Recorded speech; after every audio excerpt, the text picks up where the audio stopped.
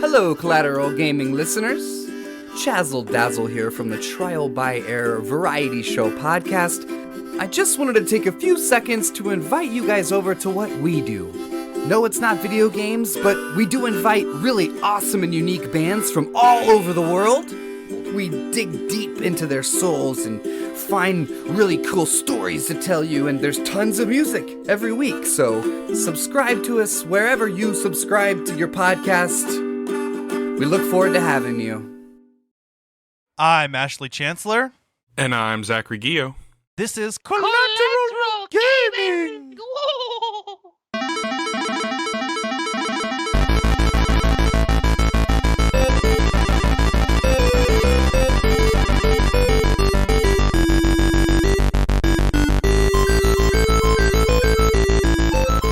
Welcome back to Collateral Gaming, everybody, the only video game podcast that matters, where we talk about good games, bad games, and everything in between. This segment today, we are talking about Mario and Luigi Superstar Saga Part 2. We got into this a couple weeks back, but I've actually been getting invested into a new career. I am now a licensed insurance salesman, and that's where I've been. So, sorry for the hold-up on this Part 2, but here we are to get into it. The last time we were talking about this game, we were kind of getting into the nitty-gritty of the story. And so, Ash, how you been, buddy? Just since it's been a minute since we've recorded, how you been doing? It has been a minute, man. Not since the last Mario and Luigi episode last month. And, yeah, I mean, I'm doing great, man. Just been playing a lot of video games. Got a not really a promotion, just a new line of business I'm working at work. So it's been nice to be able to be off the phones, at least for training. And yeah, really not much going on in my life. Well, hey man, I'm super proud of you. Promotions at work are very, very well received, and honestly, I know you told me that it didn't come with a pay bump, but eventually it will if you keep doing all of the stuff that you're doing. Oh, I'm already guaranteed a pay bump for the next 3 years. I mean, that's why we didn't get a pay raise, because they just gave us a pay raise in January, and then they're like every year for the next 3 years they're also going to give us a pay raise. So. Absolutely. Well, either way, I'm proud of you, and let me tell you guys, like, insurance is fun, but it's tough. I've never really had a job where I was able to just kind of create my own schedule and kind of do my own thing.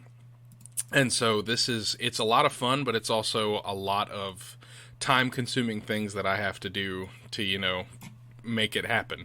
But it's okay because it's working out and I'm super excited. So here's to a brighter and better future, and hopefully this means a lot more money that I can hopefully invest into the podcast. It's really exciting. So fuck yeah. Alrighty, well, without further ado, I think we should probably go ahead and start talking about this son of a bitch. In part 1, we kind of went into a lot of the gameplay and just overall how the game plays. We talked about a couple of the characters that stood out to us, but there are a few things we've yet to touch on.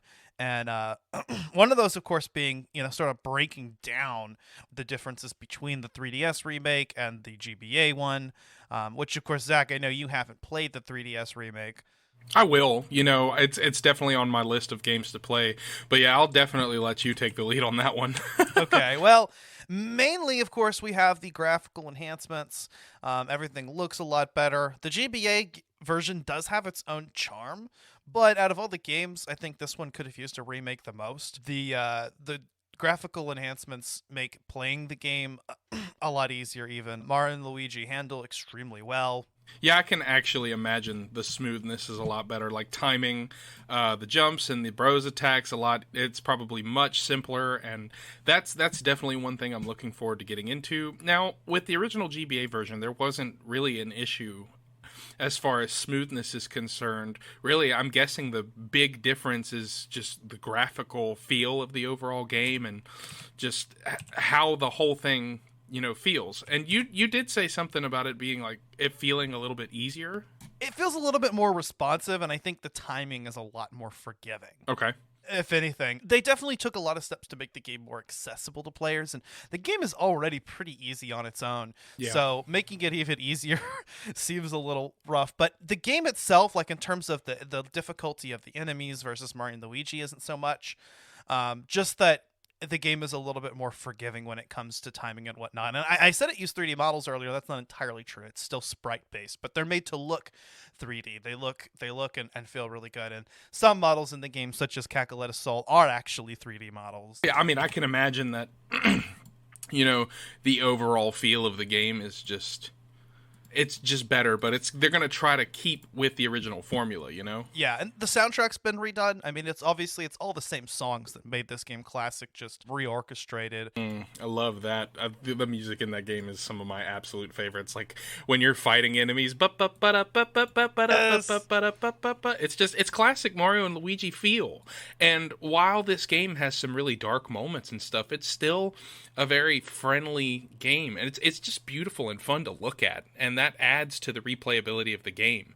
And just the overall, when I played this game the first time, I wanted to just come back and play it over and over because it was just so much fun to play.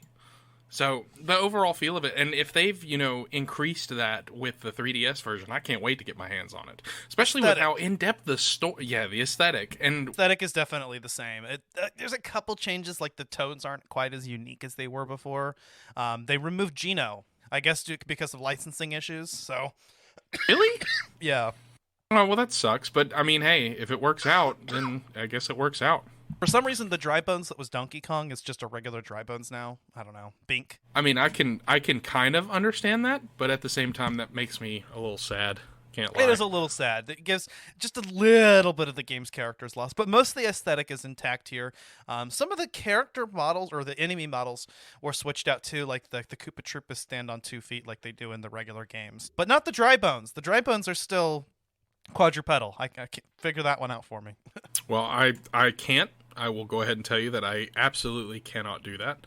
But hey, I'm very, very eager to get my hands on it because I still have my 3DS, I know I told you that I just finished a playthrough of Samus Returns, and honestly, I enjoy that game, but at the same time, it is a re-envisioning of an older Metroid, and it gets a little boring in some spots, if you know what I mean, like the overall repetition of the Metroids. But we're not talking about Samus Returns. We're talking about Mario and Luigi Superstar Saga, and I love that game.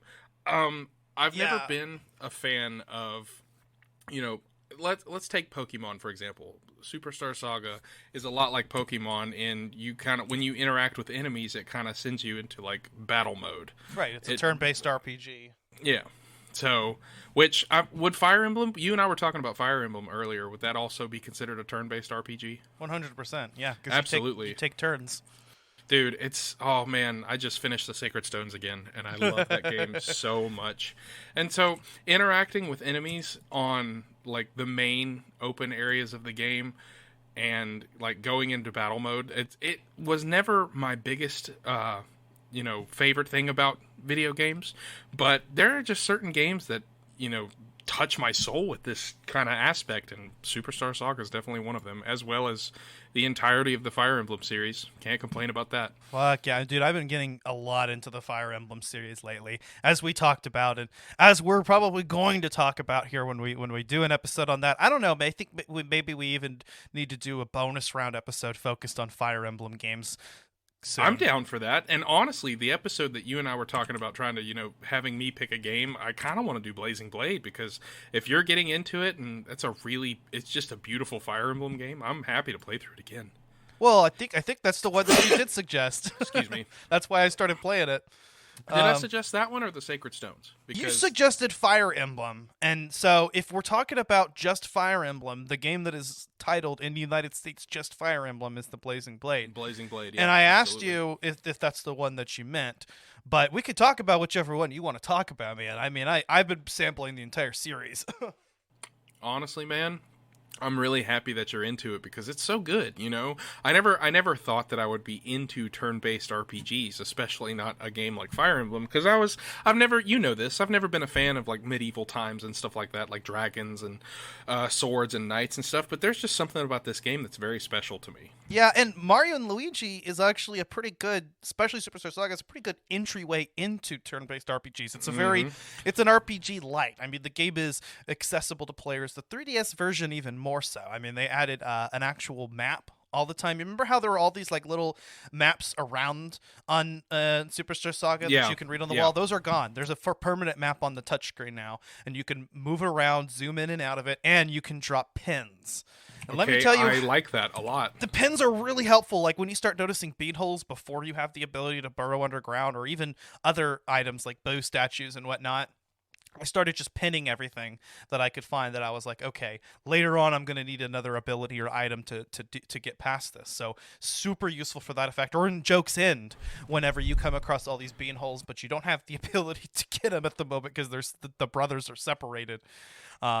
Definitely a very much needed change. And one thing that makes the 3DS version, like I said, if you're looking into getting into the series now, I'd probably play the 3DS remake just to start to get into it. If you're a fan of the old game, should you go get the remake? Yeah, you probably should actually. So I mean, would you consider it to be the definitive version of the game, or would you consider the Game Boy Advance version to be definitive? Because you asked me that last time, and my answer then was I can't really say. And I'm still going to have to say that it's almost the definitive version of the game, but it changes just a couple things that I know people that are fans of the original are not going to be as happy with, but I still think you should give it a shot.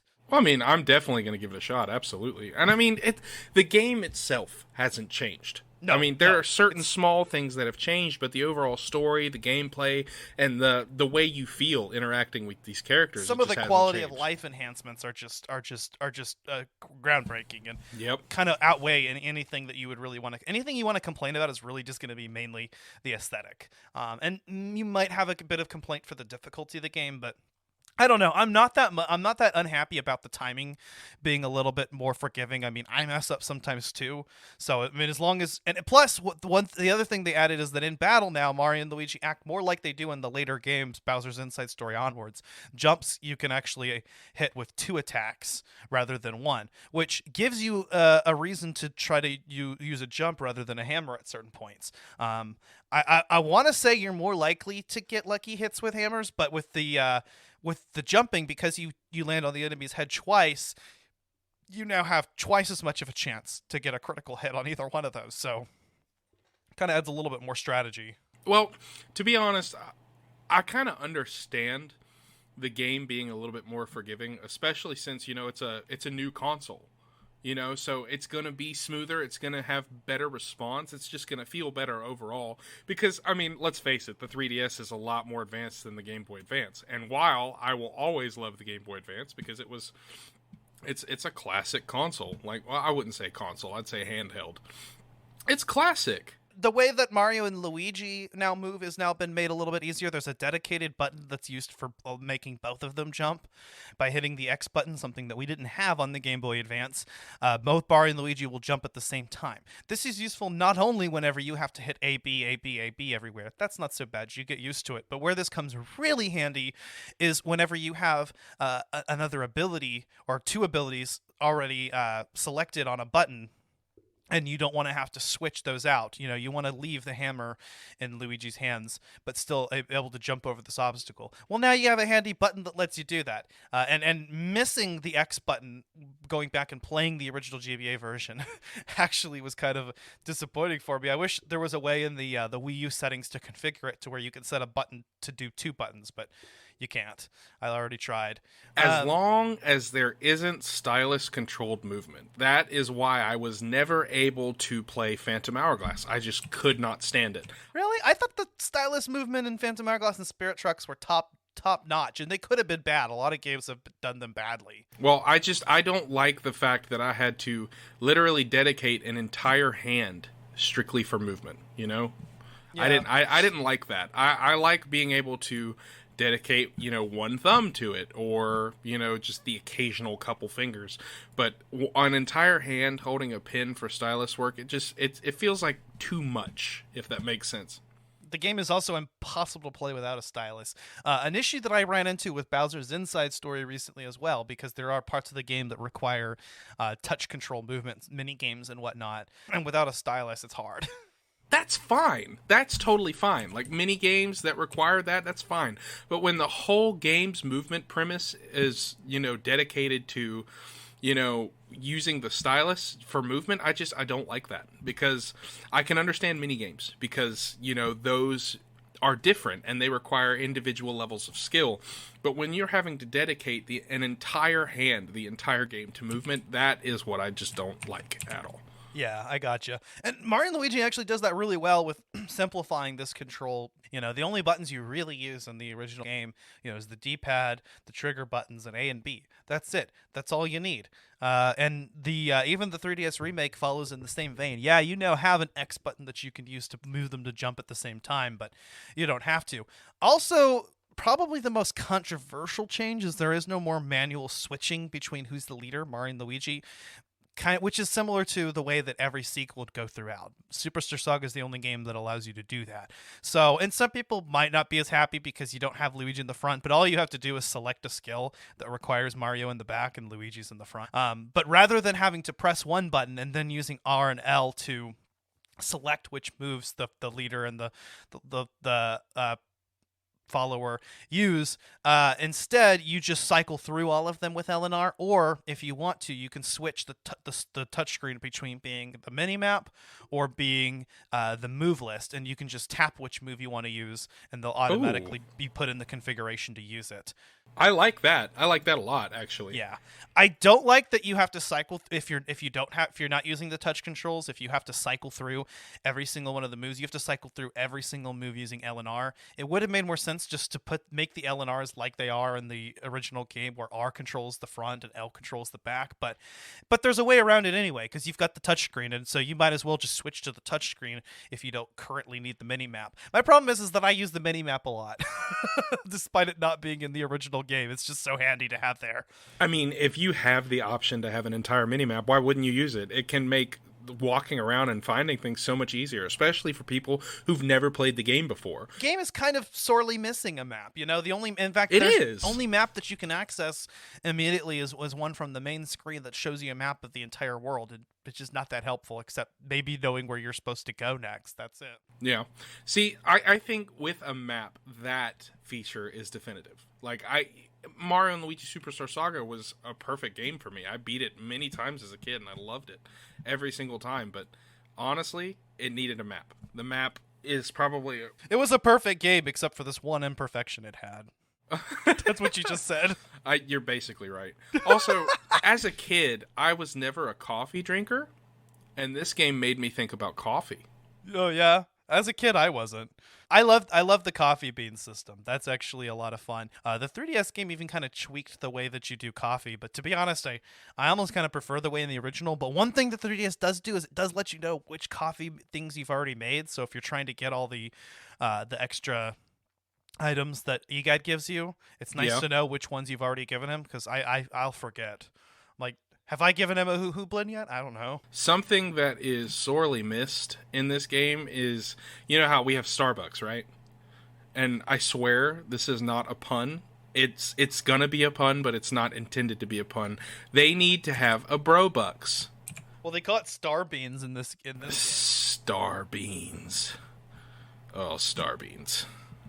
Yeah, the Bros moves have also been reworked, by the way, just a little bit. I mean, they're mainly the same, but the game does make it quite a bit more obvious what buttons you need to press and when you're supposed to press them.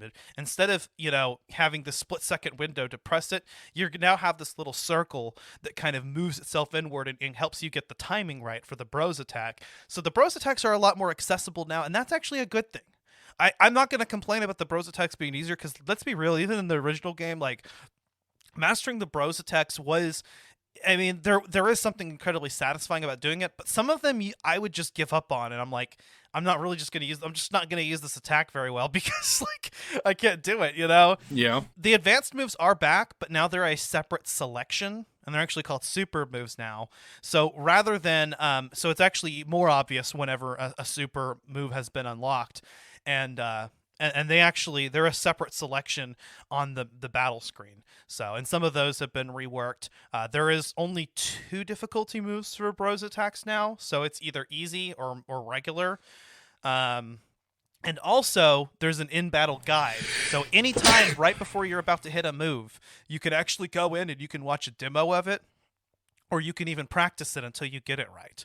So now, I like instead of that. having to spend bros points in order to get your bros moves and master them, now you can kind of get a feel for it and be like, okay, I think I know how to competently do this, and then try it. Yeah, I like that, because I did spend a lot of time just wasting bros points trying to figure out Same. how to make the moves better.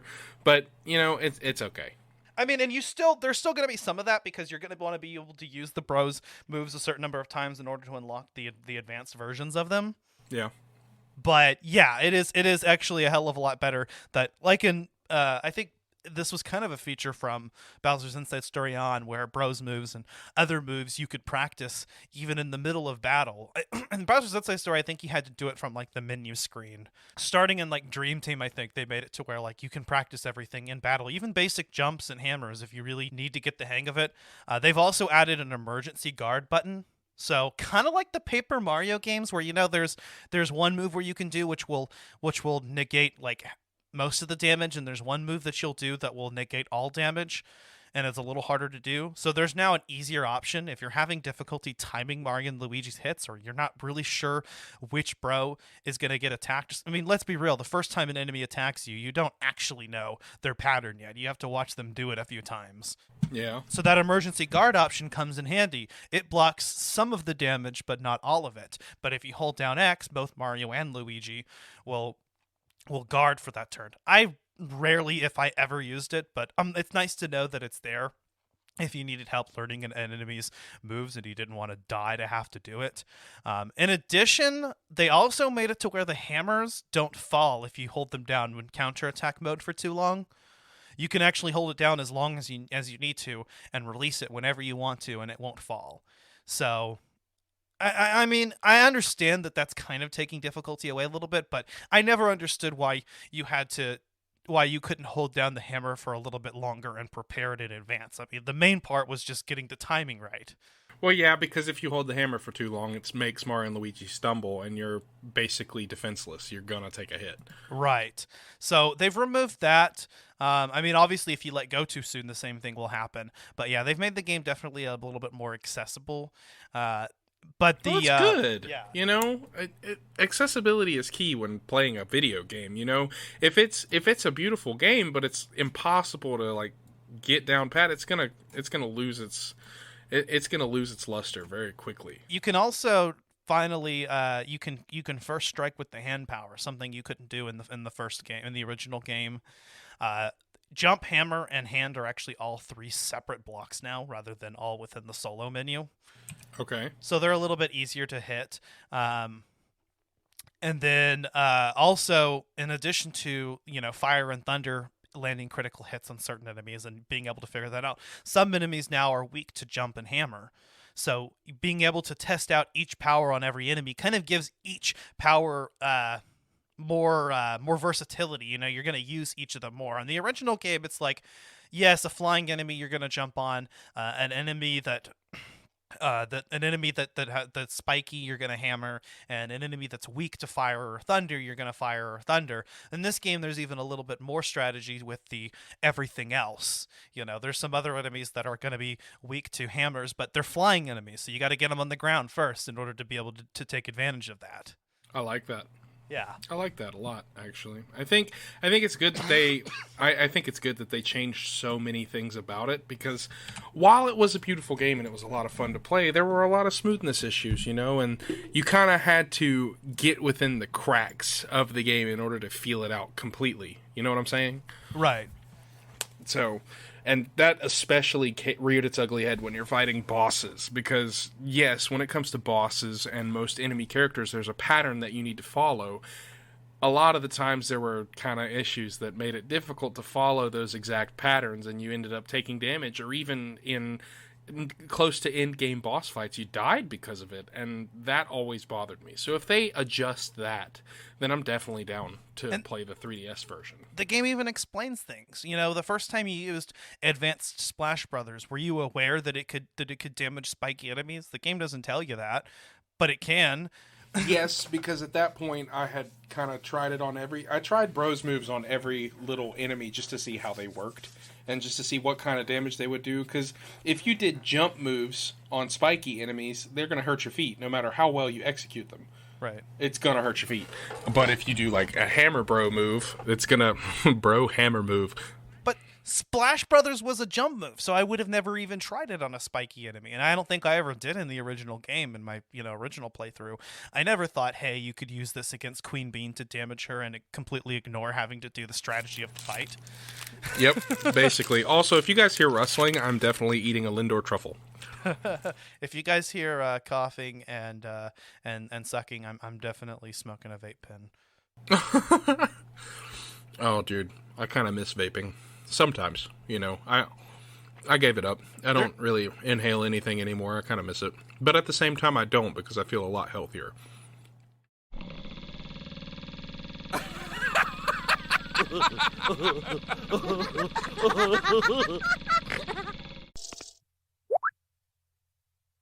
Let's go!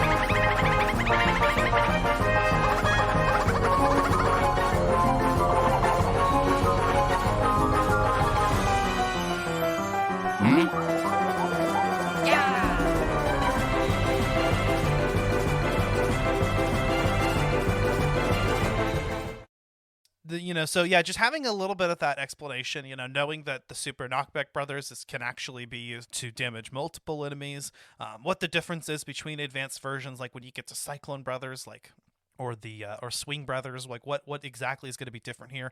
And even if you don't watch the demo video or the practice video, you still get a very quick look at what buttons you're going to have to press in what sequence. So you already know the trick is just making sure you get the timing right. So again, Brothers moves are something now that can be used by anyone. That's pretty much all I want to mention for the main game. There are various other differences as well. The only other thing I guess I want to bring up, and not for very long, because there is another game added to this. The original game had Mario Brothers. Again, that wasn't very worth mentioning either. I don't think anybody really needed another port of Mario Brothers. It's okay. You'll probably play it once, and then you'll be like, it's Mario Brothers. Yeah. But in this game, instead, you have Minion Quest. And so it's a whole other story. I do like from the story aspect that it adds a little bit more background to what's been going on. There's even hints of what's going to happen later with Fawful. And Fawful having, you hear hints of Fawful wanting to overthrow Cacoletta, which makes sense given his characterization in the later games. So they kind of tie it in, even bring characters like Starlo from the original, from the later games into this other mode. So it's a strategy type game. And it's more like a real-time strategy where you actually can play as Bowser's minions. And so you pick the right minions for the fight. There's sort of a kind of a unit triangle thing going on here. Melee troopers are strong against ranged troopers. Ranged troopers are strong against flying troopers and whatnot. And flying are strong against melee.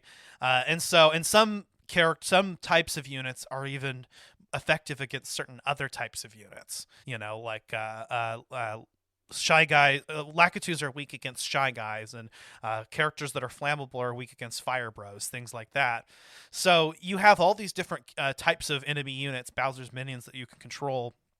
But the problem is that it sounds interesting, but it's actually kind of boring. You don't really do anything. You just kind of sit there and watch them go. Occasionally, the game will ask you to hit a button or mash a button or something in order to execute a special attack and get like an excellent on it. So there's a little bit of that timing in there. And then there's also these like moves you can use so that you can stop enemies from using their special attacks or power up your troops. But I mean, other than that, there's not a lot of strategy to it. Whenever you're trying to grind to get your characters up to another level, a lot of times I would literally just leave my 3DS there and just let the characters do their thing and not press a single button. So if I was just grinding, that's a way to do it. Then do it, especially when like grinding takes a lot of time. I know this because I've just again beaten Fire Emblem Sacred Stones, and the arena takes like I'll take 24 to 25 turns to do a regular chapter, but chapters with arenas, those take like 400 to 500 turns. But yeah, Minion Quest, which is the plus Bowser's Minions of the 3DS remake, is worth like trying, I think, you know. I think it's worth like, you know, jumping in and playing it for maybe an hour or so when it's introduced. But honestly, you kind of forget about it. You know, there were points at which I was like, oh yeah, I got to do Minion Quest now. Okay. Because I'm trying to like pace it out. And I was trying to, every time Mario and Luigi would go to a place, okay, I'd go play that area in the Minion Quest mode. And it took me forever to finally pick it up and go ahead and finish off the Minion Quest mode. There are some pretty humorous interactions, though, I will say. The story is kind of cool. I like that we get a little more lore. But, I mean, if you're really interested, you could just watch a YouTube video with all the Minion Quest stuff. So, well, I've never even really heard of that, but it definitely sounds like something I would be interested in. Minion Quest? It's not horrible. It's just like, you know? Yeah. That was the only other thing that was added to the remake of the game, and I guess that's really all there is to say about it. Like I said, I mean, I think that the 3DS version is better, but sometimes there's kind of a feel that goes with the GBA version too. So it's classic, man. There's really not many consoles or handheld that kind of are on par with GBA, you know? If you want to play the original version of this game legally, not emulating it, your only chance is to get this game on the Wii U Virtual Console before it closes in a couple months. Or next month, I think. Wait, the Wii U Virtual Console shop is closing? The entire eShop for both the Wii U and the 3DS is closing as of March. You'll still be able to re-download things, but you won't be able to purchase anything. You'll still be able to redeem codes, I think, until next year. It's the end of life. I mean, this is to be expected. At one point, the Wii Virtual Console closed too, or the eShop closed too. So eventually, they just have to stop supporting it. It's not worth it for them to host the servers and whatnot. You know, it's the end of life for that product. I'm actually kind of surprised the eShop was around for as long as it was, and I'm really happy it was, because right now, and I keep telling people, the best way to get, you know, retro games, if you really want to play them and to get a legal copy of them, is to go ahead and use the Wii U or the 3DS eShop and use the virtual consoles on those, because the Switch is doing some emulation, but I mean, it kind of has some room to grow. Their Nintendo and their Super Nintendo libraries are good. The 64 just came out and it's kind of weak. Yeah, I'm not gonna lie. I spent that $50 to have access to it, and I was not happy at all. I felt like I kind of wasted my money, but you know, was it $50 or $60 for the year? It's for the year though, and it gives you access to games that you're probably not otherwise going to have access to. I mean, like I said, I have my Wii U, but I'd have to pay for those games individually. So, I mean, I think it's kind of worth it, at least if you want to be able to play those games on a new console. But I am kind of disappointed. We are getting more games though for it, and I want Nintendo just to kind of throw all their resources into fixing their emulation scene, because they ended the virtual console service. They're doing kind of something different with Switch Online now, but let's go ahead and let's just go all out. I mean, the virtual console had fucking GBA and NDS games. I mean, also TurboGrafx 16. What? Game Gear? Dude, I don't even want to talk about. Oh my god, this is gonna make me throw up, dude. You know what makes me really mad? I got the Nintendo 64 whatever service on Switch. Ocarina of Time looks terrible, and I know this is not news to anybody, but it's just it's like it's like they emulated it almost. I haven't even tried it. I mean, they are emulating so it, by bad. the way. It's so bad. But I already have Ocarina of Time 3D, and I'm like, that's kind of the definitive version of the game for me. I mean, it's not on a big screen, really. The only thing they need to do is just port that over to Switch and everything. I think everybody would be happy. They wouldn't just do a basic remastering of the remastered graphics, upscale them to HD, and you're golden. Everybody will play that. Nintendo, get on it. We'll get us our fucking Ocarina of Time 3D. Just go ahead and redo Majora's Mask 3D. Just do it. Like, all the things that you did good, keep, and then all the things that you changed, revert back to the way they were in the original, and then do the same thing with Twilight Princess and Wind Waker, which honestly, those HD remakes were fine the way that they were. So just port them over to Switch. That's all you got to do. Port them over to Switch. Yeah. We did say we were going to dive into the story a little bit for Mario and Luigi Superstar Saga. Oh, that's right. We're talking about that game. What? Well, what's your favorite part of the story? Alrighty. And like, what parts made you laugh, and what parts were you like, that could have been better if you had any parts like that, or I don't just know. In general, what are your opinions of the story of the game as a whole? I think the story's pretty brilliant, to be honest. I mean, I don't know that there was much, if any, changes I would actually make to the story. Some of the best parts of the game are really just the zany characters. For instance, we didn't even talk about Prince Peasley last episode. I love how this dude shows up, basically brags and says he's going to do something, but he ends up doing absolute jack shit. Oh, he does not. He doesn't do a damn thing. You save him, and he's just like, I'm the best, woo, and does literally nothing. But any of the moments where like Mario and Luigi were having like a brothers moment, and Luigi's just being like a coward, and Mario's just trying to like do his shit. I mean, it is really, really funny. The character interactions are brilliant. Popple was another great character that we talked about last time.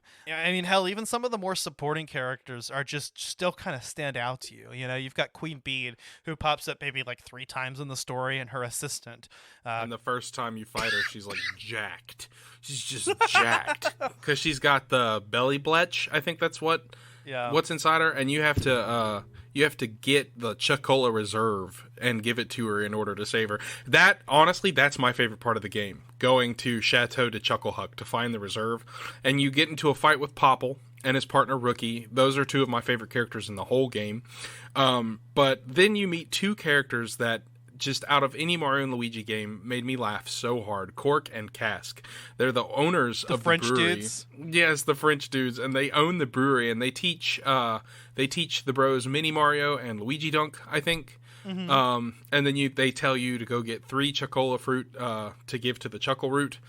And then they eventually, Mario and Luigi reach Mother Chocola, and they find the creator of Chocola Cola, Bubbles, who's busy telling jokes to the reserve to like warm it up, keep it fresh. And then it transforms, and dude, I had to look up the name of this creature, and it made me laugh so hard. The soda transforms into the Chocolator. Yes. And then you have to fight it. A fucking soda monster.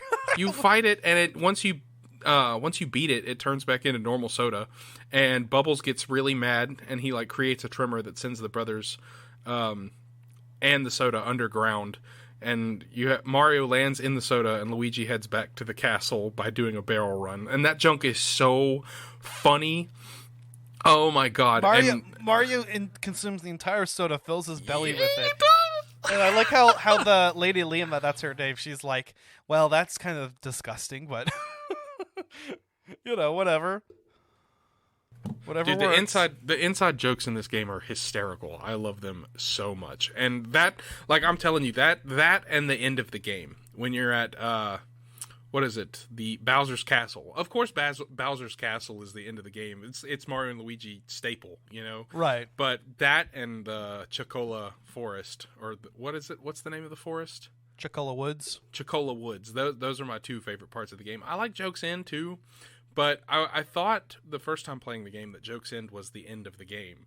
And so it feels when like wasn't, the end. It does feel like the end. But once you get to the end of it, and I think you meet Jojora, that little fairy-like girl. Yeah. She's like having a tea party, and she asks the brothers to invite a friend over, and it's a snow woman.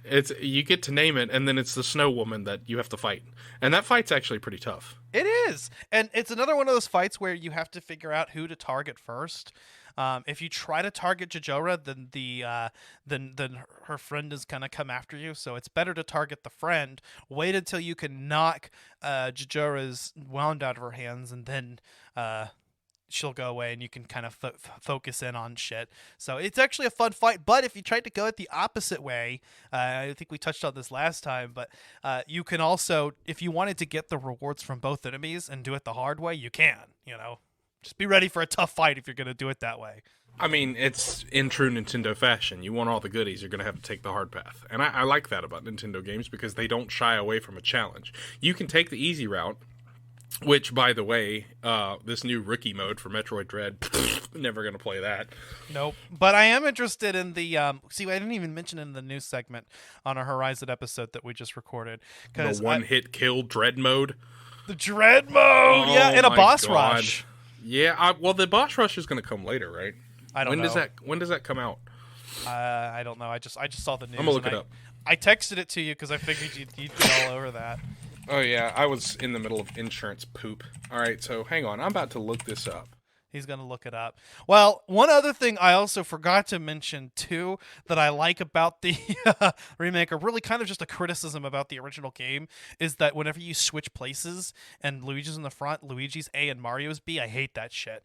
I understand why they did it so that it's always A, B, A, B, A, B, but it just... You create more problems by fixing that. I'd rather just get used to having to hit BA occasionally when I have to, and not have to deal with the insanity of when I'm controlling Luigi by himself, I control him with A, but when he gets into a battle, it's B. I hate that shit. In the remake, Luigi is always B, no matter what. Whether he's in front, whether he's by himself, that's the way that it should be. Oh, God, I don't like that. No, you just play it. Like, it's a lot better that way. I mean, that's how it is in all the other games too. Luigi is always B and Mario is A. In battle, Mario's A, Luigi's B. In the field, that should always be the way that it is too. Okay, I can kind of see where you're coming from, so it makes sense. But the boss rush for Metroid Dread, that's scheduled to come out in April. So we will get that then, which that's exciting. There's going to be a lot of stuff happening in April now. Oh, but did is you that watch what you the were new saying you to, or what? No, I was saying you to the fact that one's always A and one's always B, but I can kind of see where you're coming from, though, because it's like no matter what you're doing, one character is assigned to a specific button, so it makes sense. And the game kind of reinforces that, too. So having to switch that up for some arbitrary reason just because one person's in front or you're playing as one character is just weird to me. It's so hard to get used to. Yeah. But yeah, no, that is exciting. April, huh? Yeah, somewhere around there. It said April 2022. There wasn't a specific date, but, But as far as the overall game itself is concerned, I'm interested to try to get my hands on a copy of the 3DS version, but it's not in the front of my to acquire list. So when I can get my hands on it, I will. But it's a classic game. I actually have the ROM ready to play on my new MacBook. I got a MacBook Pro or a MacBook Air. I know, dude. I'm so for happy my new for job. you. It's a lot of fun, and Ash is going to be my go-to guy for figuring shit out. Yeah, because that's literally what I get paid to do. Yeah, absolutely. But I forgot. I was going to say something, and now I forgot. You know what grinds my gears in this game? All right. What? Whenever one of the brothers is leveled more than the other, so one of them is like a level higher than the other most of the time, that pisses me off, dude. Yeah, it makes me mad because they're obviously different strengths, and so you have to take care of one while the other is like macking everything. I do like how each brother has their own different strengths, though. In this game, so they've actually changed it throughout the series, but the way that this game has it, and the way that every game has it, Mario always has higher attack, Luigi has better defense, Luigi has better HP, while as Mario has better speed. The differences are, in Superstar Saga and its remake, it's Mario that has a higher stash stat, and Luigi that has higher brothers points. In the other games, that's actually been switched, and Luigi has the higher stash, and Mario does more brothers points. But other than that, it kind of always fits between those It's a balanced system the way they do it. Yeah, and so whenever you're trying to think about what attributes to give each character, if you're giving them coffee or whether you're giving them their bonus stats, I kind of actually tried to focus on what each character was good with and make two very distinctive characters. I mean, some people might try to round them out. I kind of did the opposite. I wanted Mario to be a powerhouse and Luigi to be a tank. So that's what I did, is I kind of focused all in on improving the stats that the brothers were already good at. Also, whenever I gave them equipment, same thing. I would equip what naturally fit their play style and the stats that I wanted them to have. Yeah, when you set up a system, it's really hard to fall. Once you get used to it, it's really hard to die in that game. And it's cool because the whole game has a rhythm to it that's really unlike anything else. And it's a lot of fun. Yeah, I love all of the different equipment and all the different I love that there are different different equipment give you different bonus effects. Yeah. That's actually quite a bit of fun. So you can have things to where, like, okay, now you can jump on spiky enemies and deal double damage to them. Nice. Or you can have Mario and Luigi constantly regain HP and BP. That's kind of my go-to in these games, as I like the equipment that gives you automatic regen. Yeah. Sometimes you can make it to where they're immune to certain status effects and whatnot, or you can make it to where Luigi always moves after Mario, regardless of what his speed stat is, which is nice if you're dealing with enemies that are much faster than you. A lot of people, though, will say that that really the only thing that you should be concerned about is the attack stat, or I guess the power stat is what it's called, and that you should just only put points into power, because, and even though you'll lose how many bonus points you can give it, you should always do. That's what you should do because it makes the game easy, but I don't want to make the game easy. The game is easy enough as it is. Yeah, it's not that bad once you get used to it. But I have some family coming over here very soon, and I'm excited for that, but that means we're probably going to have to wrap it up here very soon. Ash, is there anything else you want to say about Mario and Luigi Superstar Saga? Because we've pretty much covered basically everything there is to talk about. And I mean, if you haven't played it, go and play it yourself, because it's a really wonderful experience. The story is amazing. It's hilarious watching the brothers interact with each other, and it's really a wonderful way to introduce the series to turn-based RPG style gameplay. Yeah, no, 100%. I mean, that's a pretty good way to sum up your final thoughts on the matter. I mean, I'm going to kind of echo most of what you said. I think it's a perfect entryway into RPGs, or if you just love Mario and you love RPGs, this is kind of a really fun blend of both. I mean, I'd honestly recommend this game to anyone, whether you're a casual or a hardcore gamer, because if you're a casual gamer, this game will probably challenge you as much as you want to be challenged. And if you're more of a hardcore gamer, this will be a nice change of pace. And that's not to say that it doesn't come with its own difficulties. I mean, if you're looking for a challenge, the original GBA version does have some pretty challenging parts. I had to constantly most recently I put it down because in Jokes In, at the part where you separate the brothers, you're literally bombarded with enemies when you're controlling just one at a time. And yeah, so it's hard. I died a lot. For the first time in this game, I died a bunch. And also Bowser's Castle just completely fucks everything over. And it's like, oh, it's hey, hard. You thought this game was easy? Here's some timed fights, and also here's Cacoletta's Soul. Good luck doing that all fucking night. Yeah. When you told me that you spent all night doing that, it kind of blew my mind. But I also understand, because that fight is hard as hell. Yeah, no kidding, dude. So, but thank you for... Yeah, go ahead, Ash.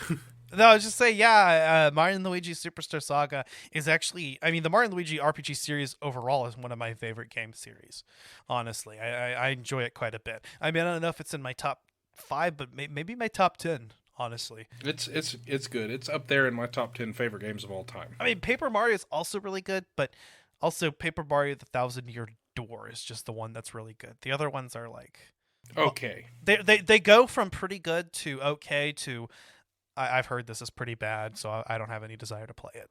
Yeah, the Thousand Year Door is the only Paper Mario game that I really like, and I played it with my dad, so that adds a little bit of specialness to it. The original's all right. I mean, it's very much like the Thousand Year Door. Just the Thousand Year Door is just so much better. It's the same thing but better. That's the top of the peak. You know, that's the peak of the Paper Mario the other games hill. tried to do something different, and I don't know why. Origami King is fun though. I think that's actually kind of a third for me. But yeah, no, Mario Luigi Superstar Saga. Out of the Mario and Luigi RPG sub-series, I think it would be my second favorite. It's a close second to Bowser's Inside Story. I'm gonna give the remake a couple more points. I think it's just overall, it's a much more enjoyable experience with the quality of life improvements. Both games are fucking easy, so it being a little bit easier is not that big of a deal. The parts that are hard are still hard. That's what she said. Oh, just not bone frustratingly hard, except for Calculetta Soul. Fuck that fight. Yep, it's very well balanced as far as difficulty is concerned. But thank you everybody for listening, and we can't wait to get back together and start recording on other games. But if you liked this, you can find us on pretty much everywhere you can find podcasts, like Apple Podcasts, Podbean, Spotify. Wherever you get your podcasts, you will find us. And as always, it is a wonderful time just sitting here shooting the shit about games with Ash, especially games that we can agree are both absolute bangers, and Mario and Luigi Superstar Saga does not shy away from that, God list. damn it, Mario just died. I'm gonna have to revive him with a 1-up. Hold on. Are you playing? I actually am playing. While we've been recording. I'm in jokes in right now. Nice. No, yeah, I 100% agree. Like Zach said, go hit us up on wherever you listen to your podcast. Leave us a 5-star review or feedback. You can also find us on social media, Twitter, Instagram, and Facebook. Next time, we've already actually recorded part 1 of this, but next time we're talking about Horizon Zero Dawn, coming out a little bit late, and then part 2, we're going to be doing a game launch spoiler-free review on Horizon Forbidden West. I like that. Fart 1 and Fart 2. Fart 1 and Fart 2, that's right. I'm also planning, because I already bought the fucking game, so I'm gonna do it. I'm also planning on doing a game launch episode on Dying Light 2. I did just release one on Pokemon Legends Arceus or Arceus. If you follow the original Japanese, it should be Arceus, but apparently it's Arceus. It's whatever you want it to be. It's whatever your heart desires. But anyways, thanks for listening to us, guys, and we'll be back with you next time. But for now, I'm Zachary Guillo. And I'm Ashley Chancellor. This is Collateral Gaming, and we are out. Oh, to be quit about the backup. Bye!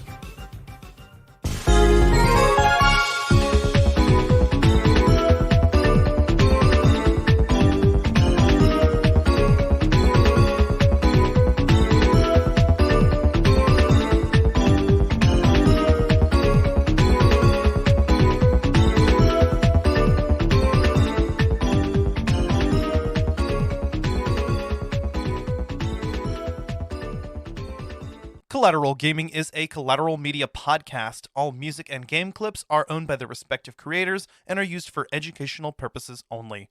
Please don't sue us. We're poor.